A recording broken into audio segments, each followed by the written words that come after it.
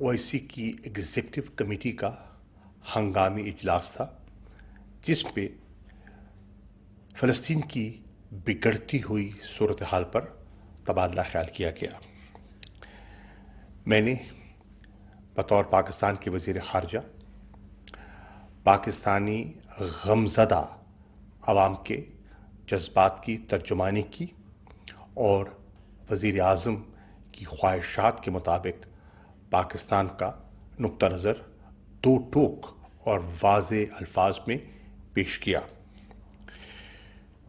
میں سعودی وزیر خارجہ کا دل کی اتھاہ گہرائیوں سے شکریہ ادا کرنا چاہتا ہوں کہ انہوں نے بروقت یہ ہنگامی اجلاس منعقد کیا تاکہ OIC کے ممالک کو اور امہ کو یکجا کیا جائے۔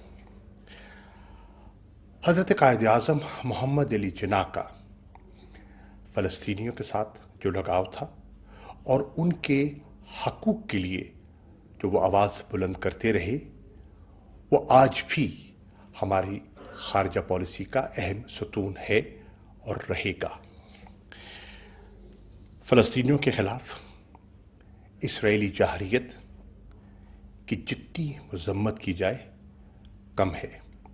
میرے پاس الفاظ نہیں ہیں جو اس جارحیت کو صحیح انداز میں لوگوں کے سامنے پیش کر سکیں۔ بہرنو انسانی حقوق کی جو خلاف ورزی کی جا رہی ہے اور بین الاقوامی قوانین کی جس انداز میں دھجیاں اڑائی جا رہی ہیں، اس کے خلاف صف آرا ہونا امہ کی ذمہ داری ہے۔ رمضان المبارک کے مہینے میں نہتے نمازیوں پر جو تشدد کیا گیا، بچوں کو نشانہ بنایا گیا، خواتین کو نشانہ بنایا گیا، اس کی ماضی قریب میں کوئی مثال دکھائی نہیں دیتی اور اس کی جتنی بھی مذمت کی جائے کم ہے۔ میں نے اپنے خطاب میں 4 نقطوں کو اجاگر کیا جو پاکستان کے موقف کی ترجمانی کرتے ہیں۔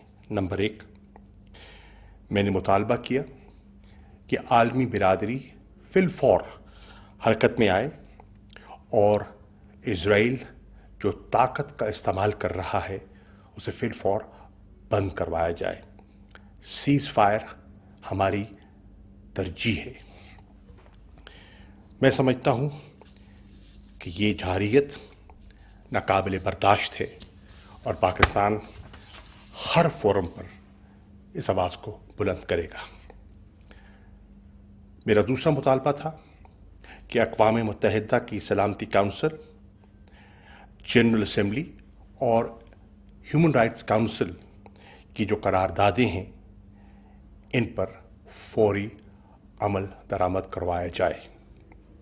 میرا تیسرا مطالبہ تھا کہ انسانیت کے خلاف جرائم کے ارتکاب اور بین الاقوامی قوانین کی خلاف ورزی پر اسرائیل کو استثناء حاصل ہرگز نہ دیا جائے۔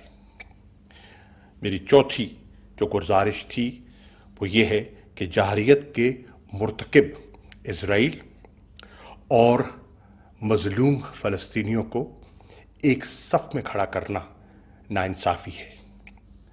میں سمجھتا ہوں کہ جس طرح میڈیا ہاؤسز کو نشانہ بنایا گیا، یہ اس آواز کو دبانے کی کوشش ہے جو ناکام ہوگی۔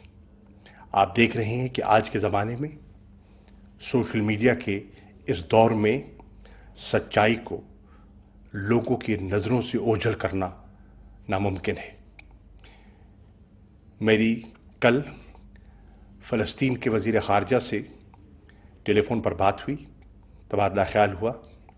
میں دیگر وزرائے خارجہ سے رابطے میں ہوں اور میری آج شام کو امریکہ کے وزیر خارجہ سے بھی گفتگو ہوگی۔ چین کے وزیر خارجہ سے کل میری مفصل گفتگو ہوئی اور میری خواہش ہے کہ میں پاکستان کے لوگوں کی ترجمانی کر سکوں۔ انشاءاللہ ان جذبات کو ہر فورم پر اٹھانا میرا فرض ہے، بحیثیت ایک پاکستانی کے، بحیثیت ایک مسلمان کے، بحیثیت ایک انسان کے۔